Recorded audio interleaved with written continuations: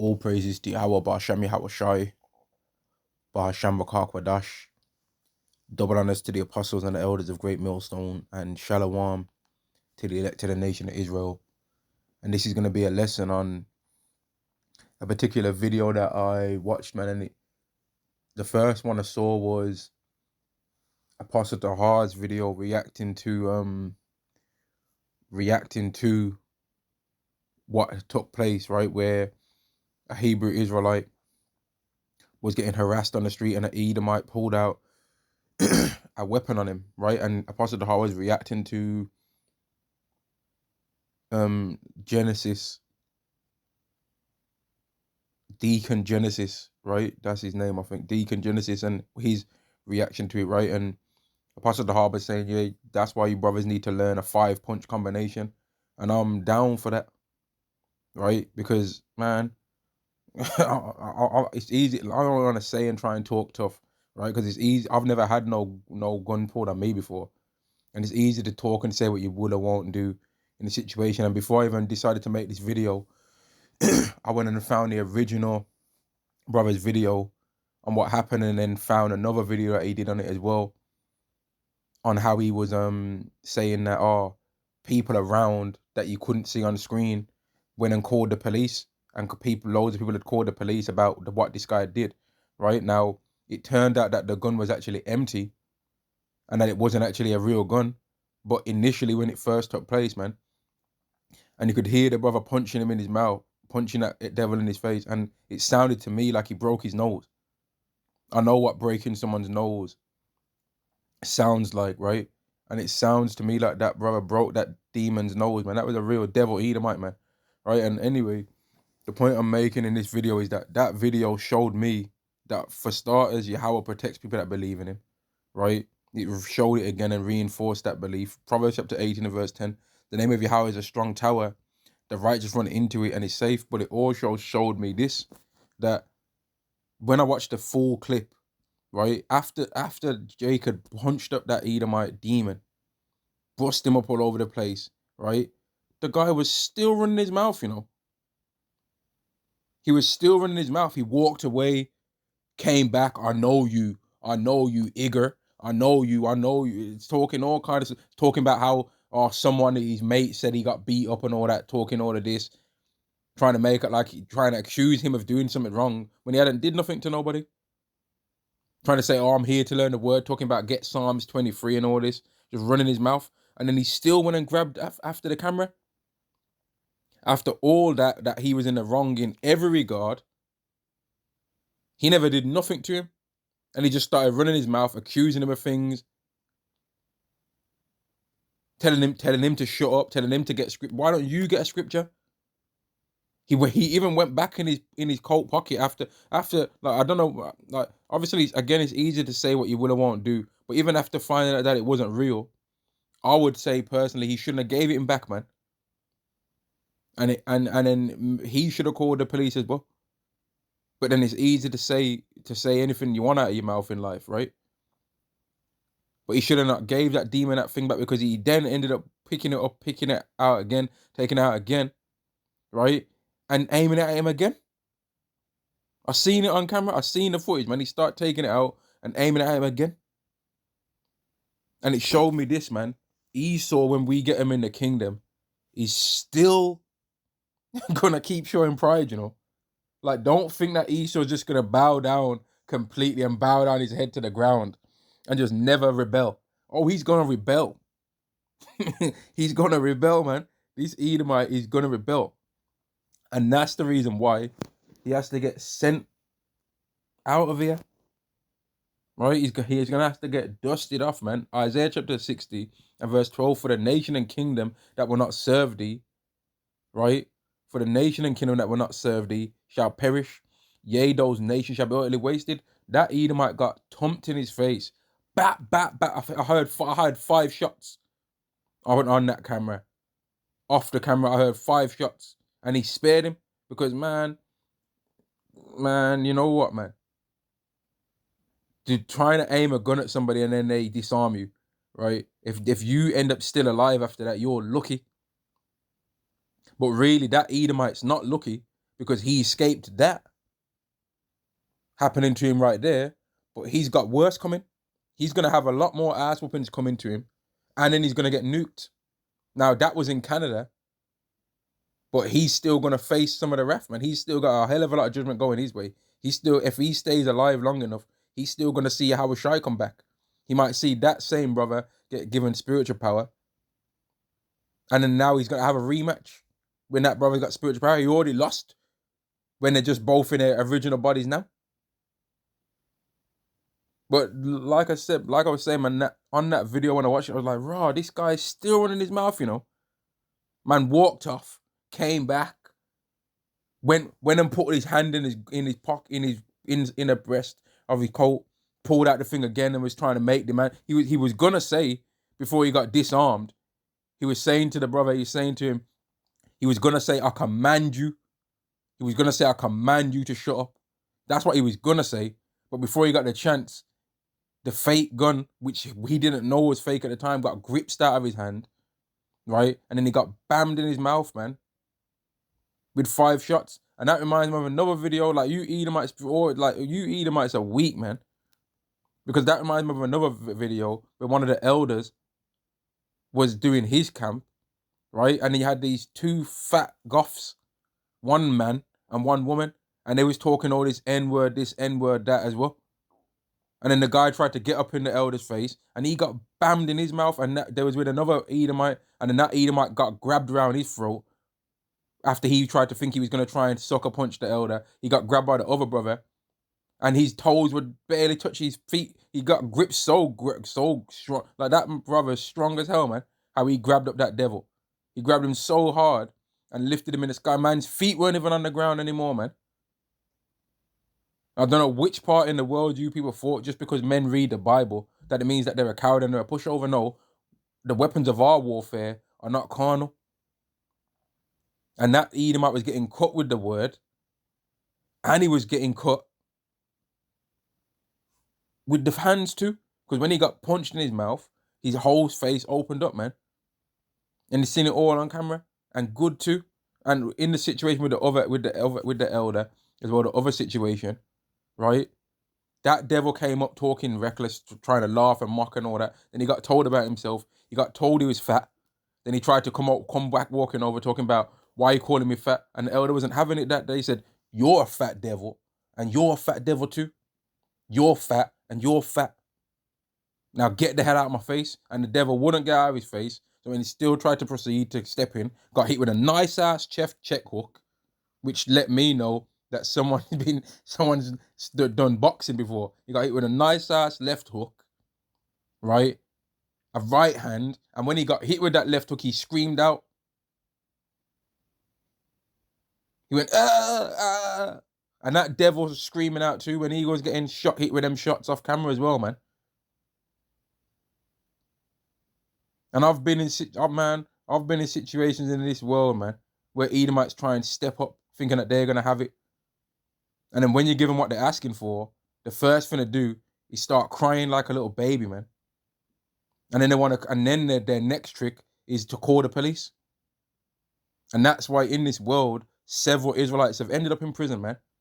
Because an Edomite started it off, couldn't finish it, lost the fight that they started, and then now they want to call the police, man. And that's why it's a good advice to not take the bait with that. Because these devils know they can't win a fist fight, man. And that's why I also find it funny when these Edomites try and say statements like, oh, black people are always jumping. Black people are always jumping. They can't fight a fair one. What are you on about, man? They can't fight a fair one. Who's John Jones? Who's Cain Velasquez? Our people can fight one-on-one. Trust me, we can. But then they don't ever talk about a lynching not being on one-on-one, do they? Well, lynching's one-on-one. Or was it 100 people running down one man that didn't even do nothing and then hanging him from a tree? Well, lynchings weren't one-on-one, right? When you Edomites are talking about get them all out, mate, that's not one-on-one. That's like 3 million. I've heard estimates of 3 million over here in the UK of people that was marching about all that. And then what did they really achieve? Nothing. They didn't really achieve anything anyway, man. But anyway, Isaiah chapter 16 verse 12, for the nation and kingdom that will not serve thee shall perish, Yea, those nations shall be utterly wasted. And that Edomite man was still running his mouth. I couldn't believe it. I couldn't believe it. And that's why, man, really, he deserves to get licked in his head a few more times, man. Really. But then what happened, didn't it? Proverbs chapter 20, verse 24. Man's goings are of the Lord. How can a man then understand his own way? Right? Man's goings are of the Lord. Man's goings ain't of man's. Like that demon Edomite man was really asking for an ass whooping at the end. The thing is, he went back and tried to act like he's got some authority. You talking to me, motherfucker? You talking to me? Pulling it out, mate. It's not even a real gun, you clown. Your nose is broken. You're bleeding from your nose. You're bleeding from your nose, not from your actual nostrils, from the top of your nose, and you're still running your mouth. So what do you think these Edomites are going to be doing in the kingdom? We're going to have them chained up. Yo, they're going to be chained up. They're going to be able to see Jake flying. And they're still going to try and come on that serpent in the Garden of Eden spirit. They're still going to be trying. Oh, don't worry, brothers. There's a secret spell we can perform here. No, they ain't. There ain't nothing that he can do to escape this, but they're still going to be trying to think there's a way. They're still going to be like, nah, there's something we can do to get out of this. There's something we can do. There's something somewhere, somehow, some way, someday, we're going to get out of this. Let me get this, man. Revelation chapter 9 and verse 20. And the rest of the men which were not killed by the plagues, yet repented not of their works of their hands, that they should not worship devils, and idols of gold and silver, and brass and stone, and of wood, which can neither see, nor hear, nor walk, neither repented they of their murders, nor their sorceries, nor of their fornication, nor of their thefts. And these Edomites have got a ceremony that they do in the woods, with a big owl in the woods, that's called, well, I ain't even going to say the name, but the overall method of what the thing is about is to get rid of having a guilty conscience, right? They do a ritual to get rid of having a guilty conscience, man. They do that, right? They try and get rid of their ability to have a guilty conscience, and they have even a weird, like, speaker playing loud music that's supposed to be the voice of God that talks back to them, that says, oh, like, get away from, like, man, they're just bugged out, man. And I've seen the thing, and it's the whole overall thing. You even had that guy, Alex Jones, he did a video on it before, man. Right? Where they're in the woods and that. And the overall thing is to get rid of having a conscience, right? They don't want to have a guilty conscience. So they don't feel sorry for all the things that they've done to us. Because the way how they see it is, well, if I didn't do it, where would we be now?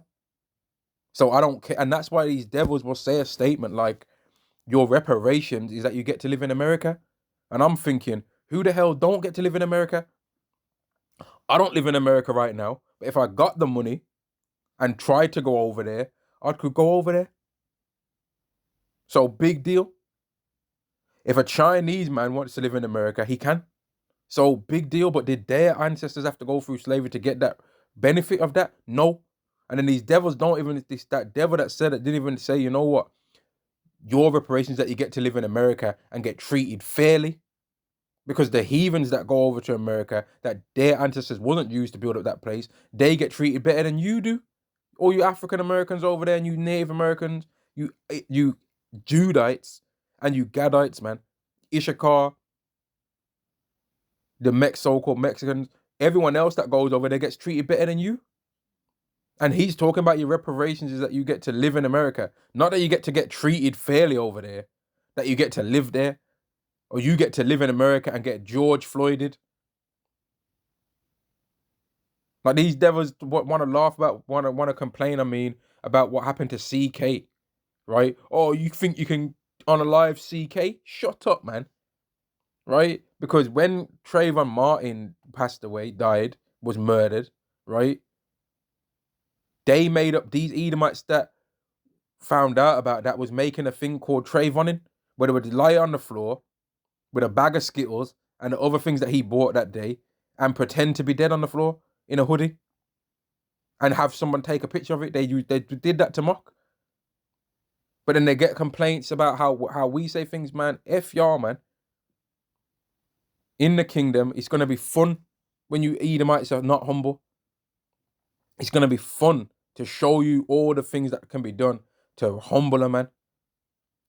Because it's easy to say a statement like, "Oh, your reparations that you get to live in America." It's easy to say that when you're in a society where all you've got aircraft carriers, tanks, a whole military, and the public is on your side. It's easy to say that then when your belly's full, right? But after America's destroyed and all these other things are happening, you Edomites are gonna still be proud because you're proud anyway. But where are you gonna get your pride from? You're gonna realize you're Edomites. When you see Yahushua, you're gonna these Edomites are gonna go through phases of being proud, man. Because Esau went through phases of being proud. Their forefather Esau went through phases of being proud. He wept. Let's get it, man. He wept about Jacob getting the birthright, right? But then he got proud and said, "I'm gonna kill him." Right? Genesis chapter 27. Genesis chapter 27 and verse 38. And Esau said unto his father, "Hast thou but one blessing, O my father?" So this is him trying to fake humble. "Bless me, even me also, O my father." And Esau lifted up his voice and wept. That's him getting humbled, right? But then after that, what did he do? Once he thought he had the upper hand, after he got the blessing, blessing of the sword, then he got proud. Verse 39, and Isaac his father answered and said unto him, "Behold, thy dwelling shall be the fatness of the earth, and the dew of heaven from above. And by thy sword shalt thou live, and thou shalt serve thy brother Jacob. And it shall come to pass when thou shalt have the dominion, thou shalt break his yoke from off thy neck."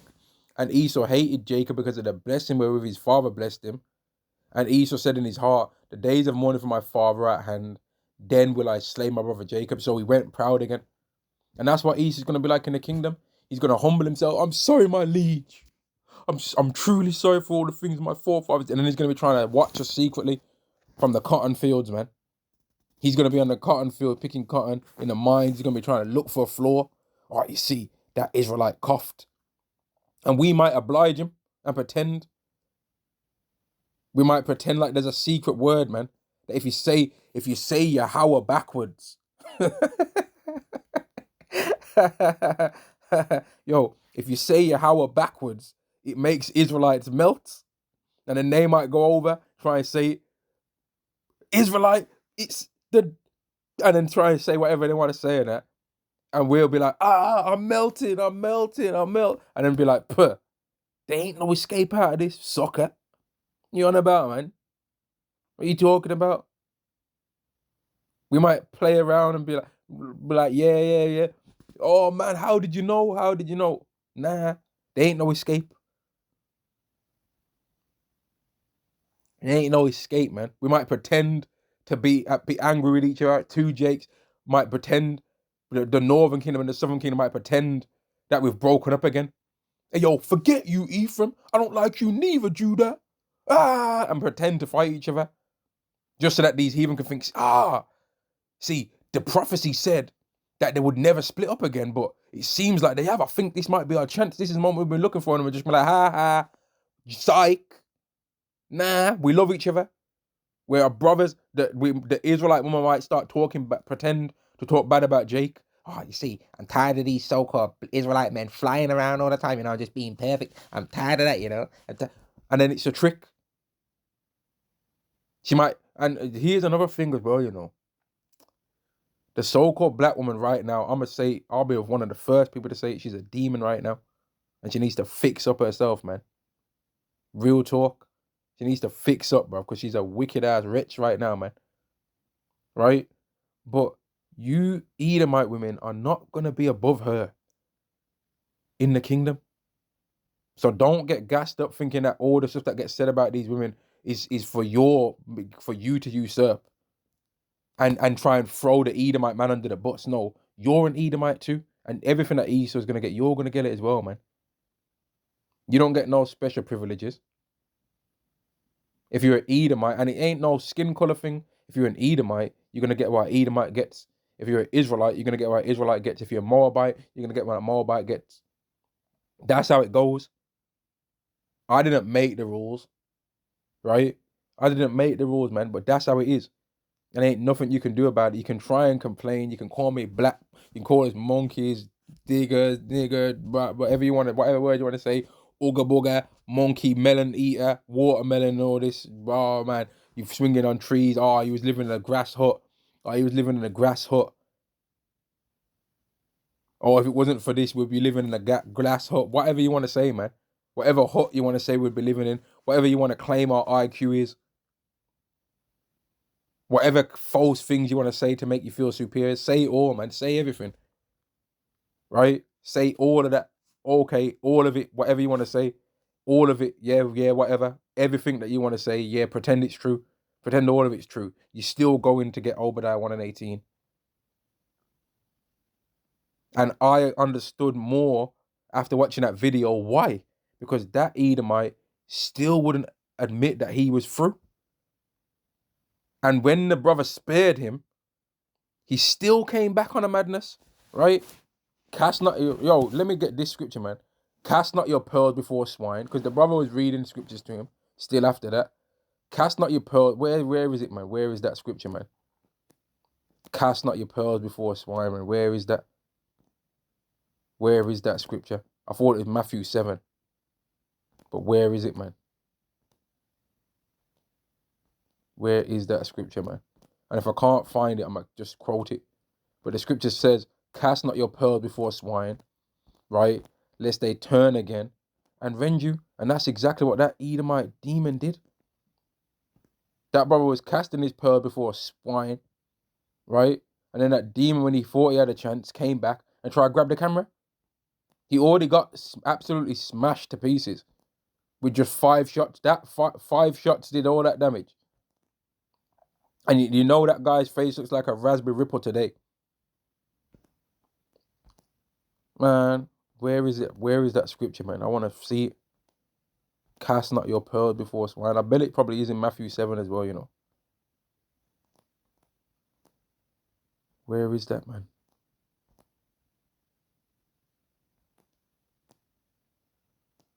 And it annoys me when this happens, you know, when you know where what a scripture says, roughly, and that, and then you just can't find it.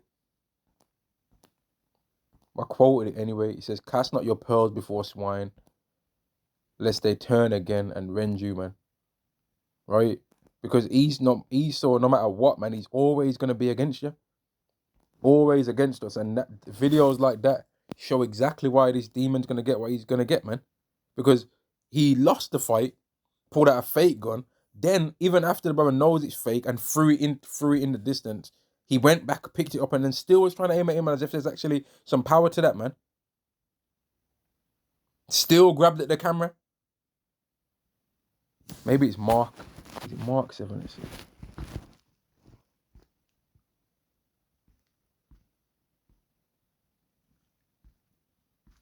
Man, I can't think where that scripture is, you know. Let me get this anyway. Ezekiel 35, because Esau just hates our guts and he's got a perpetual hatred. Even after getting his ass whooped, he was still talking up like he's in the position to say something, talking about get Psalms 23. Shut your mouth. Shut your mouth. You're lucky he didn't get part of Obadiah 1 and 18 right there and then, man. Or Isaiah 14 and 21. He's running his mouth. Or Psalm 137, man. Or Isaiah 14 and 1 and verse 2. He's steady there running his mouth, talking about get Psalms 23. And the thing is, a demon like Malone will see a video like that, right? And still try and make it like the Israelites somehow into blame. Oh, see, because if he was really a man of God, he would have tried to pattern him down with the words of the Lord and whatever, man. But he'll say that the small hats have got a right to defend themselves, though. You know what I mean? Ezekiel 35 and verse 5. Because thou hast had a perpetual hatred and hast shed the blood of the children of Israel by the force of the sword in the time of their calamity, in the time their iniquity had an end. He just hates our guts, man. That man lost the fight physically and spiritually and was still proud. He still wouldn't accept defeat, man. And you know what? Let me get this. Sirach 10, man. Because that showed that scripture as well, man. Don't ever trust your enemy, man. Don't ever let your guard down. And he didn't let his guard down. He knew that when that devil was coming back, that he was going to try and do something. He knew. Right? And even I saw Edomites, some people walking past though, and they didn't even look like they wanted to help. They didn't even, but if it would have been the other way around though, and he would have had the fake gun. Some of them probably would have been carrying and would have tried to get rid of him themselves. So right chapter 10 and this is what I mean with these Edomites, man. They only ever know justice when it's not one of them that's gonna have to face the music, man. So right chapter 12 and verse 10, never trust thine enemy, for like as iron rusteth, so is his wickedness, man. Though he humble himself and go crouching, yet take good heed and beware of him, and thou shalt be unto me as if thou hadst wiped a looking glass. And you know what's even worse than that video that I seen?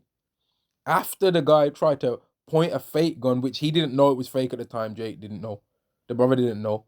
He tried to point the fake gun to his head, right? And after he got bloodied up by getting completely smashed to pieces, right? He had the nerve to say, "Have you got a cloth to wipe the blood away?" You know what I mean? And that's how you know. Yo, this is mad, you know. Like, let me read the scripture first, and I've just thought of another scripture in my mind. So, right, chapter 12 and verse 10. Never trust thine enemy, for as like as iron rust of souls is wickedness, though he humble himself and go crouching, yet take good heed of him, and beware, and thou shalt be unto him as if thou hadst wiped a looking glass, and thou shalt know that his rust have not altogether been wiped away. That guy's pride was still not wiped away, man. Even after getting absolutely bamboozled with shots, man. Man got disarmed real quick, man. And he's talking about you think you could have really disarmed me? Well, yeah, because he did. You know about if he really was up on things then, and you now it's established as a fake gun, and you're standing up again, you would have went and be like, you know what, round two. If you're a tough guy like that, right? You'd be like, okay, round two. I know what you're about now. We're both standing again. Let's have it. He would have tried to throw his jab, a front kick or whatever. He would have tried to get in his mold, man. But he didn't, though. He was trying to get him to lower his guard, trying to talk about, oh, can we shake hands? Can we dap up and that? Mate, dap what, man? Dap what? The hell are you talking about, man? Luke chapter 15. Right? No, Luke chapter 16. Is it Luke 16? Yeah, Luke chapter 16. I want to just go straight to the point. Luke chapter 16 and verse 24. And he cried, and this is talking about how these Edomites are going to be in the kingdom, man. And he cried and said, Father Abraham, have mercy on me and send Lazarus, that's us, that he may dip the tip of his finger in water. So that same devil that was talking all that, your reparations get you to live in America, that same devil will be one of the kind of people that will say this in the kingdom. He'll try and ask Abraham, can you get him? Can you get that Israelite over there to come and dip his finger? He'll want us to serve him. Do you know what I mean? He won't just want the water for himself. No, he'll want us to dip our finger in the water. He won't want the water himself. You know what I mean? He won't be like he won't say, Abraham, can you give me some water? He'll be thinking, Abraham, can you get the Israelite to serve me? That's how proud these devils are, man. He won't ask, in this parable, he didn't ask Abraham to do anything. No, he asking Abraham to get Jake to do it. Damn devils, man. And then one of the reasons why you're seeing all these Edomites exuding pride towards us is because they know with anyone else that they try it with right now, it's going to go bad for them. So they're trying to go to where they've always felt comfortable that they can get a win. And there's an example in the scriptures of Antiochus Epiphanes, before he was hit with that plague. He went and tried to have a battle against the Persians in their land and got his ass whooped, and was angered that he got his ass whooped. And instead of just accepting defeat, he planned to go into Jerusalem and kill us and unalive us when we didn't have nothing to do with that. And Yahweh smote him with a plague. And then even still in that story, he was still proud, talking about, I'm going to make the Israelites equal with the Athenians. No, we're not equal with the Athenians. We're better than them. So you Edomites asking us to be equal anywhere, no, that's actually unfair for us because we're better than you. And if you don't believe it, okay, you're going to keep testing the waters, man. That devil was testing the water. He expected that Israelite to go, please, Mr. White Man, please don't shoot me. Please don't, yo. Please, I got a lot of life to live. He was expecting him to be shook. He didn't care. There's a scene in the movie Watchmen, right, where Rorschach goes to prison. And the people that all like after all the people that he ended up getting put into sent to prison are there trying to plan that they're gonna beat him up and all that and unalive him and that, right? And then what first guy rolls up, he gets both of his thumbs grabbed and he breaks his thumbs, or he does something next thing in one next scene. I think he like throws the guy's hand in a hot oil or throws hot oil on the guy's head or something like that. And he says to all the people in the prison, "You don't understand, man. I ain't locked in here with you. You're locked in here with me." Right? That's what he tells them. And I ain't gonna take it there and say all that. But you Edomites don't understand this, man. When you finally make your move, Yahweh is gonna set up a standard against you. Nobody on this earth is just gonna starve to death. Nobody on this earth is just gonna not defend themselves. People are gonna do things. And while all that Jacob's trouble is taking place in America, in England, in everywhere that there's Israelites on the earth, all of your opposition of other nations are going to be using it as an opportunity to get ready to take you out. Oh, they're busy with all that Jacob's trouble, with all that civil war that they got going on over there. Okay, now is our chance to start aiming all of our weapons at America. Because they're weak right now. You Edomites don't get it. And in all of this that's going to be taking place, Yahweh Shai is going to return as well, man. But let's go back to this, Luke chapter 16 and verse 24. And he cried and said, "Father Abraham, have mercy on me and send Lazarus that he may dip the tip of his finger in water and cool my tongue, for I am tormented in this flame." Oh, can you get an Israelite to come over and help me, because I'm catching hell around here? So Esau's still gonna try and think he can be on that get Jacob to serve him spirit, man. Oh, we're gonna serve you in the kingdom, all right? We're gonna serve you, man. You're gonna be served in the kingdom. Verse 25, but Abraham said, Son, remember that thou in thy lifetime receivest thy good things, and likewise Lazarus evil things, but now he is comforted, and thou art tormented. So ultimately, no, motherfucker, I'm not doing that shit for you, bitch ass nigga. Ultimately, that was Abraham's nice political way of saying no. And besides all that anyway, between us and you, there is a great gulf fixed between me and you and Israelites and Edomites. There's just such a big difference. Like, there ain't no help. I can't help you. What are you asking me for help for? Where am I going to help you out of the wine press?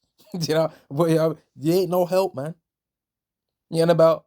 So you want me to give up my Israelite status to help your Edomite ass? No. Because when you had your chance, give up your so-called white paperwork to help what you thought was black ass, you never gave it up. You kept all the privileges and was like, I need to button up your bootstraps. You got a chip. So you've got a chip on your shoulder, have you, mate? You got a chip on your shoulder, huh? We always had a chip on our this, chip on our that. Didn't want to work. You always had something to say. And beside all this, between us and you, there's a great goal fixed, so that they which will pass from hence to you I can't help you. This is the laws. This is the divine intervention. We can't help you anyway. Even if we wanted to, we can't. Just like how even if somebody wanted to help us in the Atlantic slave trade, they couldn't. That was a judgment that we had to go through, man. If anyone tried to step in to try and stop Yahweh Shai from getting crucified, Yahweh Shai would have cursed their ass out. He cursed out Peter's ass because Peter was saying, "No, Lord, you ain't gonna have to get crucified." And Yahweh Shai was like, "Yo, get behind me, Satan, because I'm gonna have to get crucified, man." Peter was getting plagued by spirits trying to make him think, "Oh, nah, you don't have to." And Yahweh Shai said, "Oh, get behind me, Satan, man, because I do have to go through this. Don't try and deceive me. I do have to go through this." Just like how you Edomites are going to have to go through what you're going to have to go through. And just like us as Israelites now, we have to go through Jacob's trouble. Like, we have to. Jacob's trouble is where the yoke gets broken off our neck. It says it in Jeremiah 30 and verse 8, man. Let me read it. Right? We have to go through Jacob's trouble. We have to. Jeremiah chapter 30 and verse 6. Ask ye now and see whether a man does travail with child. Wherefore do I see every man with his hands on his loins, as a woman in travail, and all faces are turned into paleness. Alas, for that day is great, so that there is none like it. It is even the time of Jacob's trouble, but he shall be saved out of it. We have to go through Jacob's trouble, and we have to get saved out of it too. For it shall come to pass that in that day, saith Yahweh of hosts, that I will break, for it shall come to pass that in that day, saith Yahweh of hosts, that I will break his yoke from off thy neck. So we have to go through Jacob's trouble. Jacob's trouble is the time when the yoke gets broken off our neck, man. And I will burst thy bonds, and strangers shall no more serve themselves to him. So watch how we're going to put in place to make you people not be able to serve yourselves of us no more. Because Jacob's trouble in Esau's mind, what we call Jacob's trouble, is Esau's wrath on blacks, on black fatigue. That's what he's thinking it is in his mind, because his wickedness has blinded him. What we call Jacob's trouble, Esau calls justice in his mind. He thinks that he's justified in doing it, but it's actually Jacob's trouble, and him bringing all that hatred towards is actually going to be the time where he's never able to do it again. Jacob's trouble is his last chance. Yahweh's tired of you eating, man. He's like, okay, you think you got it. Okay, you know what? One more time, motherfucker. I'm gonna give you a bitch ass, excuse the language, man. I'm gonna give you a punk ass one more chance. One more chance to try and see if you can stop me from bringing the prophecies that I want to bring on the earth. And after this, you ain't gonna get no more chances. I'm gonna give you one more try. Isaiah 47. Where the astrologers, get all the stargazers, astrologers, everything that you think you can try and come with, get all of it. I'm gonna give you one more chance to try and see if you can try and overtake me then and stop me. One more chance, right? And Esau is gonna try and do it, man. Now I'm gonna end the lesson there, man. I just was thinking about that video, man. Kalalaya Habasham Yahushai.